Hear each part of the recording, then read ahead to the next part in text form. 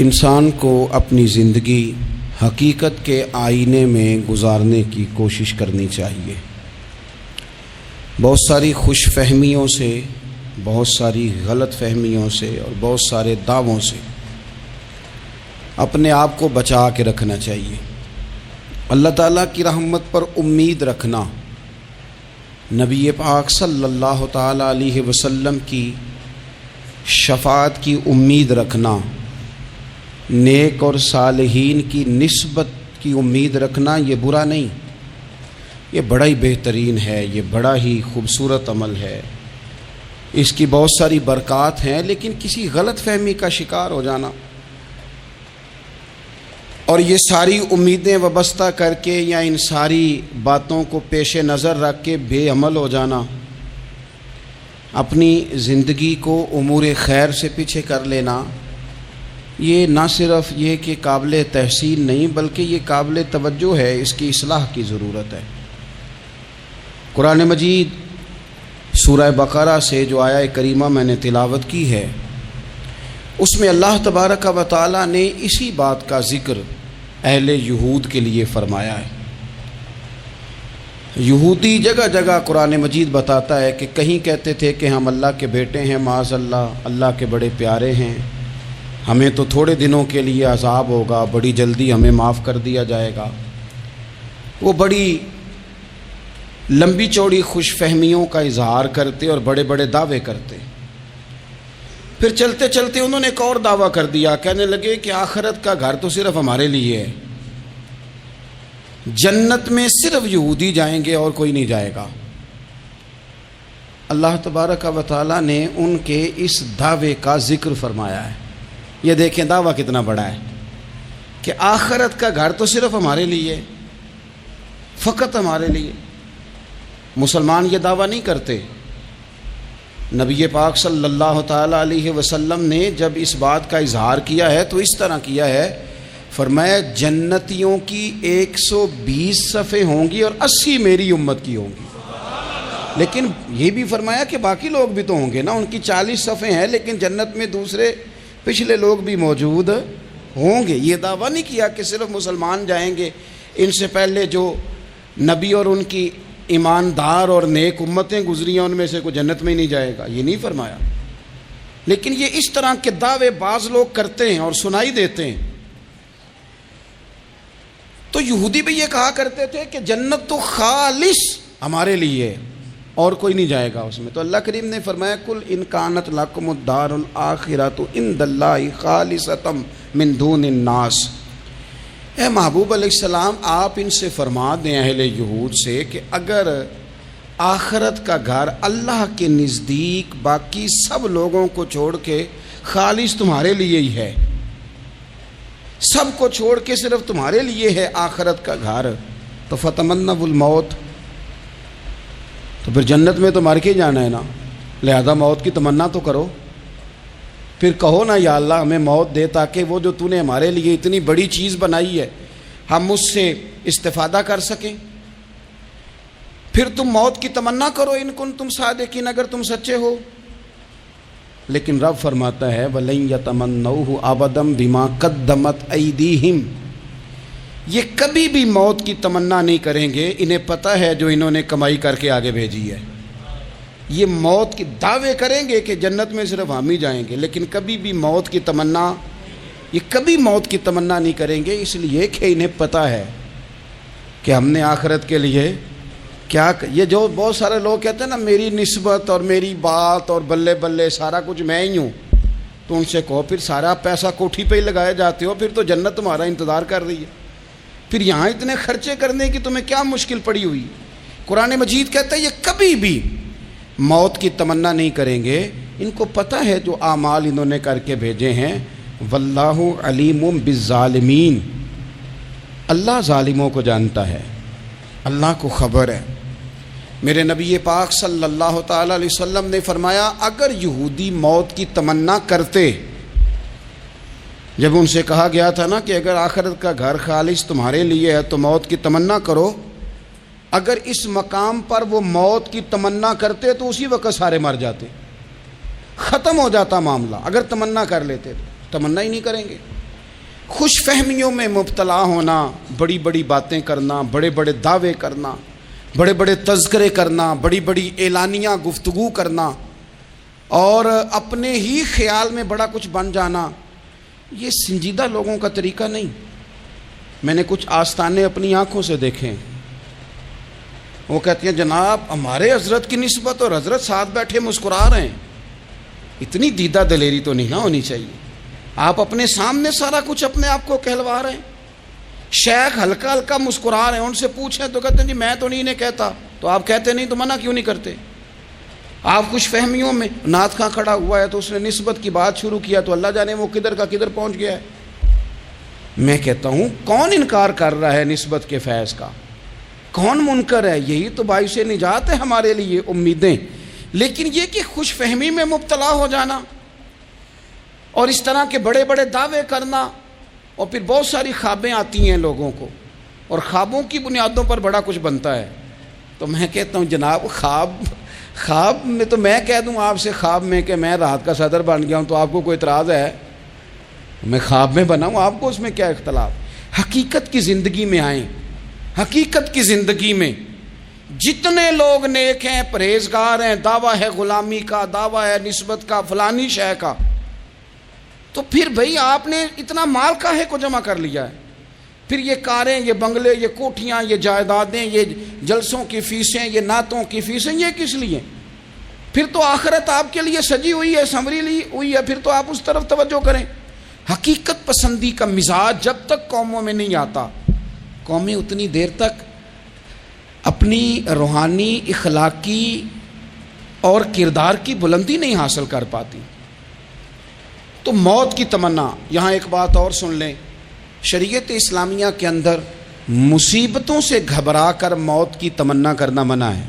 کوئی شخص کسی مشکل میں ہے، بیماری میں ہے، تکلیف میں ہے، دکھ میں ہے، تو موت کی تمنا کرے کہ اس بیماری سے تو مر جاؤں تو اچھا ہے، تو یہ منع ہے اس کے لیے۔ ہمارے ہاں کچھ لوگ لا علمی کی بنیاد پر، چھوٹا سا جھگڑا گھر میں ہوا تو کہتے ہیں میں تو اللہ سے دعا کرتا ہوں میں اب مر ہی جاؤں۔ بھائی آپ اتنی سی بات نہیں سہ سکے اور آپ نے اتنی سی بات پر اتنی بڑی بات کر دی کہ میں اب چلا ہی جاؤں، اور یہ جھگڑوں کے اندر عام لوگ کہہ دیتے ہیں، یہ منع ہے۔ نبی پاک صلی اللہ تعالیٰ علیہ وسلم نے اس سے منع فرمایا، بلکہ مسلم شریف میں فرمایا کہ اگر تم نے کبھی دعا کرنی بھی ہو کسی وقت تو ان لفظوں سے کر سکتے ہو کہ یا اللہ جب تک میرا زندہ رہنا میرے حق میں بہتر ہے، مجھے دنیا میں رکھ، اور جب میرا یہاں سے چلے جانا تیری حکمت کا تقاضا ہے اور میرے حق میں بہتر ہے تو پھر مجھے ایمان کے ساتھ لے جا، پھر تو مجھے لے جا۔ تمنا موت کی کرنا اور مصیبتوں سے گھبرا کر کرنا، اور بھائی مشکلات میں جینا تو حسن ہے۔ اصل میں نا جس کی جان تھی نا اس کے نام نہیں نہ لگائی ہم نے کبھی بچوں کے نام لگا دی، کبھی کاروبار کے نام لگا دی، کبھی دوستوں کے نام لگا دی، پھر وہ بے وفا ہوا تو مرنے کو جی چاہا، وہ بے وفا ہوا تو مرنے کو جی چاہا، اس نے تنگ کیا تو مرنے کو جی چاہا۔ النبی اولیٰ بالمؤمنین من انفسہم، اللہ فرماتے ہیں تم نہیں جان کے مالک، میرا نبی تمہاری جانوں کا مالک ہے۔ جان پاوے نہ جان میرے محبوبہ، میں تے لگیاں توڑ نبھیساں، رات تیرے وچ رول کے مرساں، تے قدم نہ پچھاں ہٹیساں، شہر تیرے دے ٹکڑے منگساں، تے تیرے کتیاں دے قدم چمیساں، آزم اے جان امانت تیری، تو جدوں منگ سیں میں پیش کرے ساں۔ یہ تو کسی اور کی ہے، ہماری ہے نہیں۔ تو بہت سارے لوگ گھبرا کر ہو بڑی تکلیف آ گئی، بھئی آپ جلدی نہ کریں، بالکل جلدی نہ کریں، آپ حوصلہ پیدا کریں، اور جیا تو جاتا ہی مشکل میں ہے۔ اقبال نے کہا تھا کارِ جہاں دراز ہے اب میرا انتظار کر، یہ زندگی لمبی ہے، یہ مشکلات سے ہو کر کے گزرتی ہے، اس میں مد و جزر رہتا ہے۔ تو شریعت اسلامیہ میں منع ہے موت کی تمنا کرنا، موت کی خواہش کرنا، بلکہ نبی پاک صلی اللہ تعالیٰ علیہ وسلم نے تو یہاں تک ارشاد فرمایا کہ تم موت کی تمنا نہ کرو، اس لیے کہ اگر تم برے ہو اور زندہ ہو تو ہو سکتا ہے زندگی میں اللہ تمہیں توبہ کی توفیق دے دے، اور اگر تم اچھے ہو تو پھر بھی موت کی تمنا نہ کرو، اس لیے کہ اچھے ہو تو تمہاری اچھائی میں روز برکت ہی ہو رہی ہے، لوگوں کو فائدہ ہی ہو رہا ہے، خیر ہی بٹ رہی ہے۔ تمنا موت کی کرنا، اور ویسے بھی نہ ہم اپنی مرضی سے یہاں آئے ہیں اور نہ مرضی سے جانے کی کوشش کرنی چاہیے معاذ اللہ. نہ اپنی مرضی آئے ہیں نہ اپنی مرضی سے کوئی مرنے کی کوشش کرے گا تو خودکشی حرام ہے، اور رب رسول کی مرضی سے مرے گا تو وہ شہادت ہے. وہ اس طرح کی شہادت ہے کہ جس میں کہا مردہ کہنا ہی نہیں، یہ تو زندہ ہے اس لیے کہ میرے نام پہ مر گیا ہے. تو موت کی تمنا کرنا یا اس طرح کا رویہ منع ہے. البتہ یہ جو یہود کا کام تھا، ان کا جو لہجہ تھا، اللہ فرماتے ہیں یہ تو ہزار سال عمر مانگتی ہیں تو جانا ہی نہیں چاہتے. کچھ لوگ لمبی عمر کے حریص ہوتے ہیں، اس کی وجہ یہ ہوتی ہے کہ آخرت کے لیے کام نہیں کیا، آخرت پر اس طرح کا یقین نہیں، اس طرح کا مزاج نہیں، دنیا داری کا مزاج بن گیا، بہت سارا مال جمع کر لیا، بڑے بنگلے بنائے، اتنی مشکل دنیا داری کٹھی کی، اب چھوڑ کے مر جائیں. لوگوں کا مرنے کو دل ہی نہیں کرتا، کوئی ارادہ ہی نہیں ہے، بالکل نہیں دنیا چھوڑنا چاہتے، محنت سے کٹھی کی ہے، اتنے لاؤ لشکر بنائے ہیں، اب کیسے چھوڑ جائیں. کچھ لوگ ایسے ہیں جنہوں نے گٹھڑی باندھ کے رکھی ہوئی ہے، ان کو زیادہ ویٹ نہیں کرنا پڑتا، اس لیے کہ انہوں نے کوئی سامان بوکی نہیں کرایا، تو جو ہے ہینڈ کیری ہے، اس لیے لوگ انتظار کرتے رہیں گے اور جناب بلال ابچی جنت میں پہنچ بھی جائیں گے. ابھی میزان عمل لگا ہوگا لیکن حضرت ابو ذر غفاری جنت میں ٹہلتے ہوئے نظر آ رہے ہوں گے. لوگوں نے جمع نہیں نہ کیا، جتنا مال زیادہ اتنی چیکنگ بھی اس کی زیادہ، جتنے بیگ زیادہ ایئرپورٹ پہ اتنا انتظار بھی زیادہ. ہینڈ کیری والے کو کوئی مسئلہ اسی کسے دے کچھ بھی نہ لگ دے تے نہ کوئی ساڈا دردی، بھئی مال کاہے کا تو حساب کاہے کا. مولا علی شیر خدا کرم اللہ تعالی وجہہ الکریم سے کسی نے کہا ہم گنجائشیں تلاش کرتے ہیں نا، اور شریعت کی گنجائش اختیار کرنے میں حرج بھی کوئی نہیں ہوتا. شریعت گنجائش دیتی ہے، مال جائز ہو آپ کو تو آپ اس کو استعمال کریں، بڑا مکان بنائیں، بڑی جائیداد خریدیں، بڑی گاڑی میں سفر کریں، مہنگا موبائل خریدیں، اچھے کپڑے پہنیں، کوئی منع نہیں کرتا. لیکن جو حضور کا مزاج ہے، جو سرکار نے اپنے لیے پسند کیا، وہ یہ ہے کہ سویرے روٹی کھانی ہے، شام کو فاقہ کرنا ہے.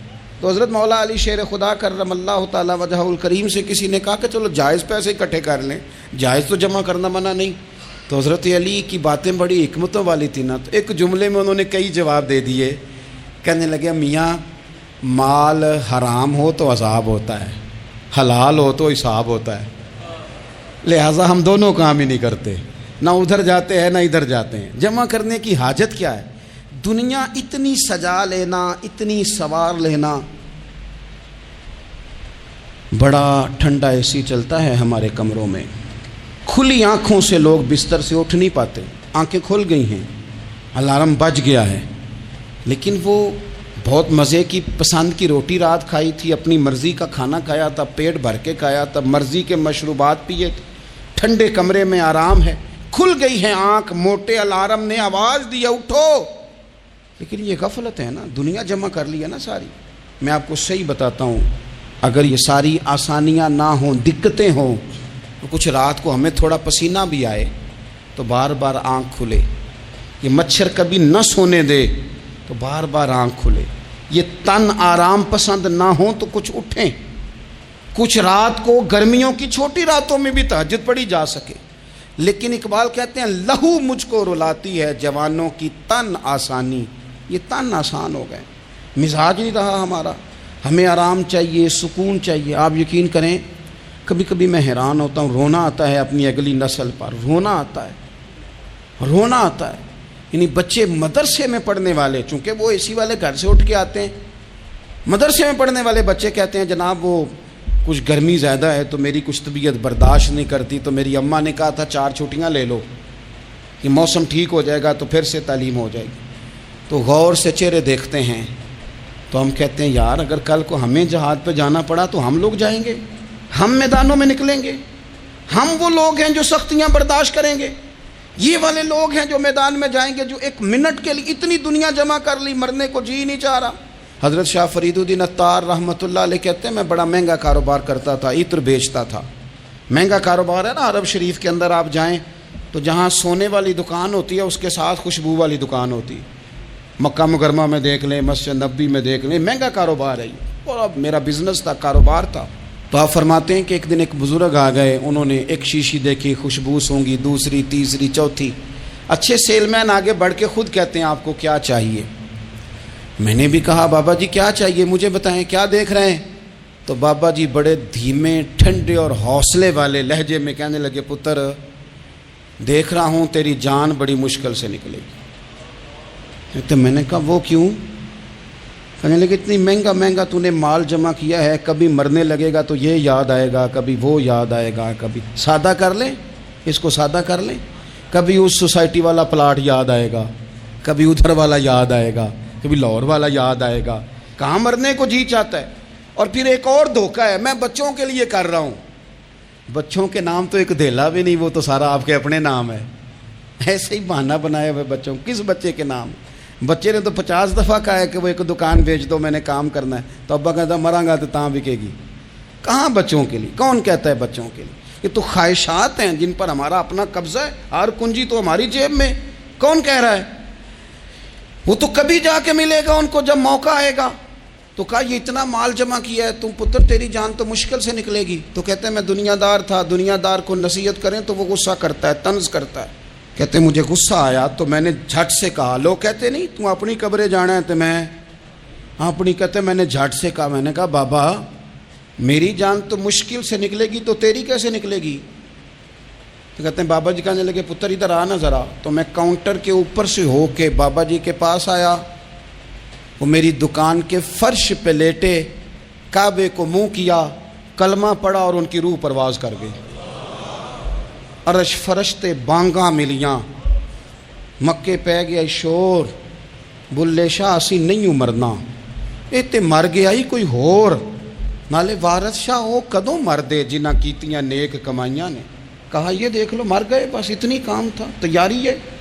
امام غزالی کا آخری وقت تھا نا, تو انہوں نے وضو کیا, غسل کیا, خوشبو لگائی, اپنے ہاتھوں سے چادر بچھائی, پھر تکیہ رکھا, پھر لیٹے, پھر حضور پہ درود پڑھا, اور پھر کہنے لگے رب اگر تیری مرضی ہے تو غزالی بھی تیرا تیار ہے. بس یہ جملے زبان پہ تھے اور روح پرواز کر گئی. موت کو سمجھے ہیں غافل اختتام زندگی, یہ ہے شام زندگی, پھر صبح دوام زندگی. عزیز بھائیو, ہم نے نا بڑی آسائشیں جمع کر لی, بڑا کچھ اپنی عقل کے زور پر ہم نے اکٹھا کر لیا. نہیں ہمارا پروگرام. کسی سے پوچھ لیں صحت کیسی ہے, تو عمر اگر اس کی بڑی اوپر بھی چلی جا رہی ہو, اب تو خیر سالگرہ میں آنے کا رواج ہر جگہ آ گیا ہے, ہم سے بھی لوگ پوچھتے ہیں کہ آپ بتائیں آپ کس تاریخ کو پیدا ہوئے تھے. تو میں کہتا ہوں کوئی کارنامہ سر انجام دے لینے دو, پھر بتا دیں گے. ابھی تو کچھ کر نہیں سکے, کچھ بتائیں گے تو کچھ دن بھی منا لیں گے. ابھی تو لگتا ہے کہ بڑا وقت ضائع ہو گیا ہم سے. تو عزیز بھائی کوئی نہیں کہتا کہ اب ٹائم آ گیا ہے, شوگر ہو گئی ہے, بلڈ پریشر ہو گیا ہے, طبیعت خراب رہتی ہے, فلانا مسئلہ ہو گیا ہے. تو تمنا موت اور موت کا ڈر اور نہ مرنے کا ارادہ اور دنیا سے دل کو لگا کے رکھنا اور ہر وقت جینے کی خواہش پیدا کرنا اور ہر وقت حالمی مزید کی دوڑ میں رہنا, وہ لوگ اس لیے تیار رہتے تھے, دعائیں مانگتے تھے شہادت کی, کہ انہوں نے نا دنیا بنائی نہیں تھی. حضرت عمر نے تو دوسرا کرتا نہیں پہنا ساری زندگی, وہ جو مکان آ رہا تھا وہی چل رہا تھا, وہ تو تھوڑے پہ قرضہ تھا ان پہ, لیکن ہر نماز کے بعد صحیح بخاری میں موجود ہے وہ دعا مانگتے تھے, اللہم ارزقنی شہادتاً فی سبیلک, یا اللہ ایسا نہ ہو میں تبھی موت چلا جاؤں, مجھے اپنے رستے میں شہادت کی موت دینا. ہر نماز کے بعد دعا مانگی جا رہی, لیکن شہادت والی موت کی نہیں, شہادت والی موت. اللہم ارزقنی شہادتاً فی سبیلک. اور مالک مدینہ چھوڑنے کو دل نہیں کرتا, یا اللہ شہادت کی موت دینا, اور دینا بھی اپنے نبی کے شہر کے اندر, یہیں رہوں, یہیں میرا مدفن بنے. اللہ نے انہیں موقع دیا. آپ دیکھیں نا ان لوگوں کا دل کرتا تھا. حضرت خالد بن ولید رضی اللہ تعالیٰ عنہ ساری زندگی میدان میں گزاری, پورے جسم میں 1 انچ جگہ باقی نہیں تھی جہاں زخم نہ ہو, ساری زندگی میدان میں رہے, لیکن آخری وقت روتے تھے, فرماتے تھے اس کی بے نیازی دیکھو, میں شہادت کے لیے میدان میں رہا لیکن شہادت میرا مقدر ہی نہیں تھی. اور پھر آخری وقت بھی فرمایا میرا گھوڑا, میرے کپڑے, میری زرہ, میری تلوار یہ کسی مجاہد کو دے دینا. چلو میں اب جہاد میں نہیں ہوں تو میرا سامان تو جہاد میں رہے, کسی مجاہد کو دینا. ان لوگوں نے جتنی محنت کی نا مرنے کے بعد کے لیے کی، مرنے کے بعد کے لیے زندگی کا جو دوسرا پل ہے اس کے لیے کوشش کی، وہاں انہوں نے صدقات جمع کرائے، خیرات جمع کرائے، عبادات جمع کرائیں، حسن اخلاق جمع کرایا، اچھا سلوک جمع کرایا، انہوں نے آخرت کے بینک میں ڈھیروں مال جمع کرایا، وہاں ان کے مکان بک ہوئے، جنت میں ان کے نام کی بڑی بڑی جگہیں اللہ تبارک و تعالیٰ کے فضل سے طے کی گئیں، تو پھر انہیں وہاں جانے میں کوئی دشواری بھی نہیں تھی، انہیں کوئی مشکل نہیں تھی، وہ تیار تھے۔ لیکن چونکہ ساری محنت ہی دنیا کے لیے ہے، وہ جو خاص ایک آخرت پر مسلمان کا ایمان اور یقین اور تیقن تھا اس طرف ہمارا مزاج نہیں۔ آپ دیکھیے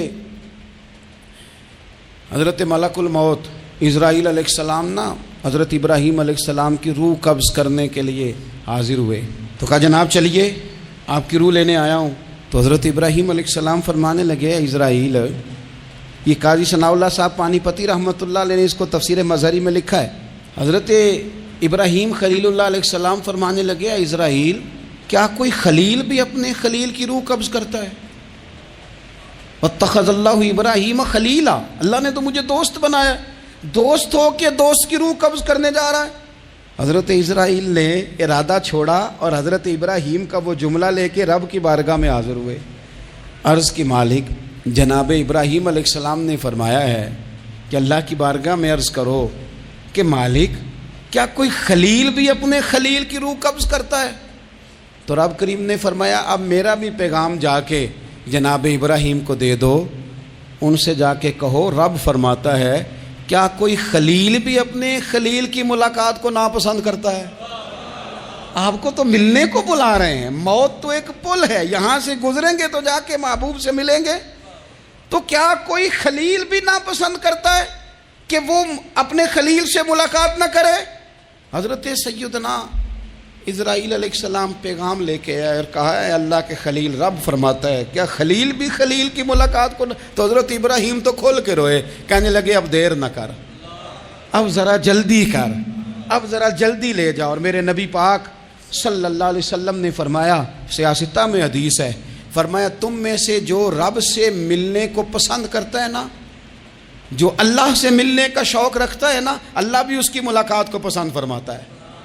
تم میں سے جو رب سے ملنے کا شوق رکھتا ہے، اقبال کیا کہتے ہیں؟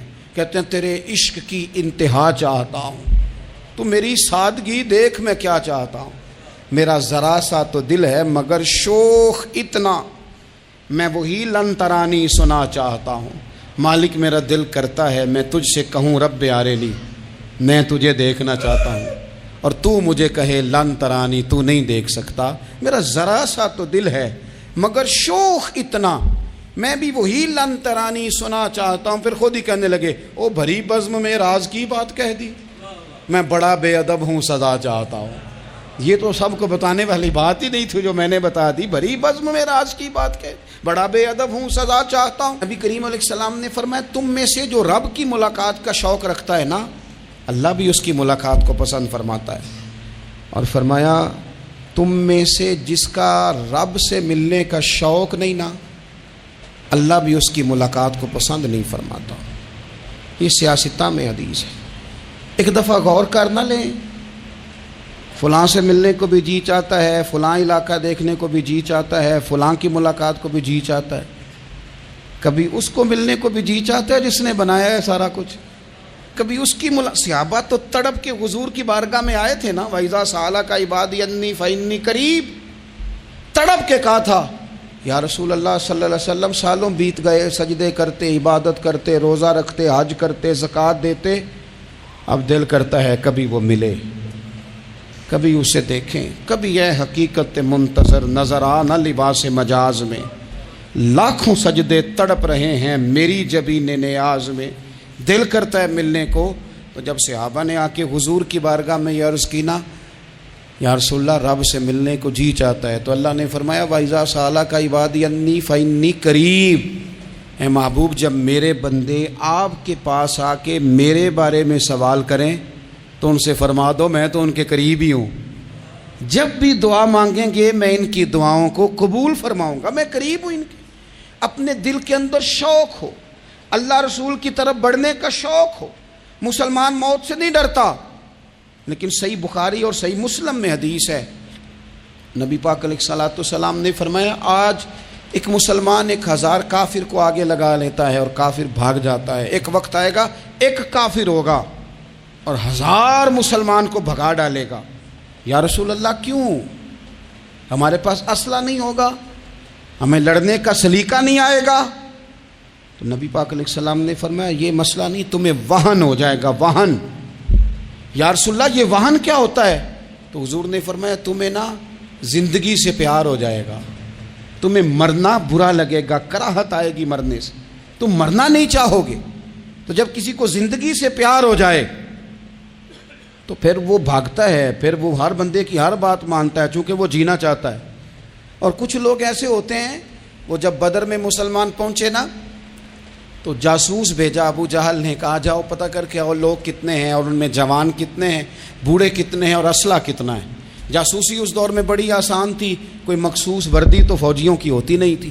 تو وہ شخص آ گیا، مسلمانوں کو دیکھ کر واپس گیا تو جا کے اس نے بدر کے دن ابو جہل سے کہا کہ وہ 313 ہیں اور ان میں بچے بھی ہیں، بوڑھے بھی ہیں اور اسلحہ بھی زیادہ نہیں، اور گھوڑے اور اونٹ اور سواریاں بھی تھوڑی ہیں۔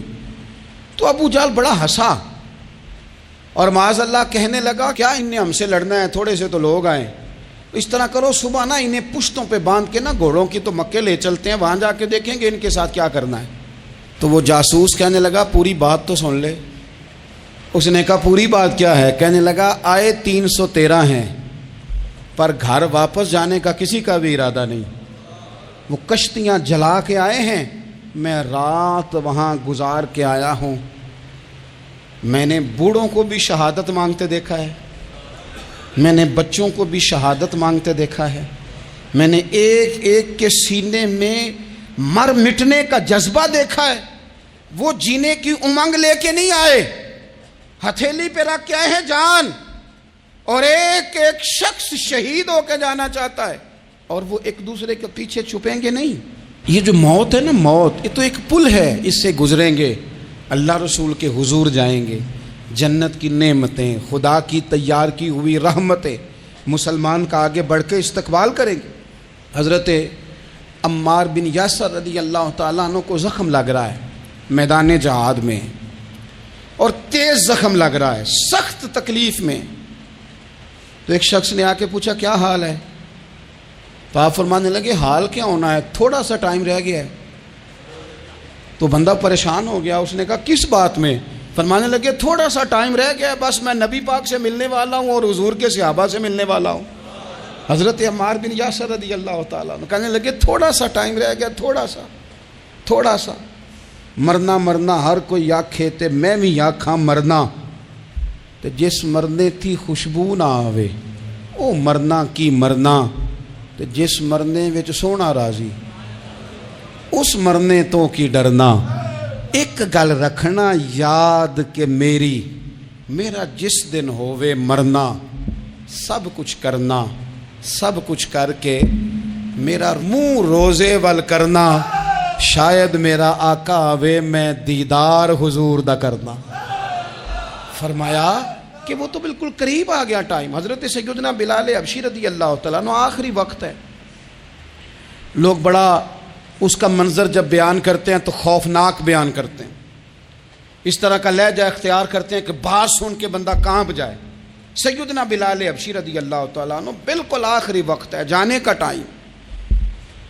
تو حضرت بلال کی اہلیہ قریب بیٹھی ہیں تو کہنے لگی بڑے غم کا موقع آ گیا، غموں کی رات شروع ہو گئی، حالات میرے لیے مشکل آ گئے۔ آپ نے فرمایا کیا ہوا؟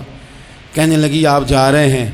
تو حضرت بلال کہنے لگے یہ غم کا موقع نہیں، یہ تو خوشی کا موقع ہے، میں جاؤں گا تو حضور سے ملوں گا نا، جاؤں گا تو نبی پاک سے ملاقات ہوگی، یہ تو میرا ملاقات کا وقت آیا۔ تو اپنی زندگی کے اندر انسان کچھ اپنی آخرت کے لیے کرے، کچھ زاد راہ جمع کرے، کچھ وہ تیاری کرے، کچھ اس کے پاس ایسے اعمال ہوں جس کی بنیاد پر اس کا رب رسول کی بارگاہ میں حاضری کو جی چاہے۔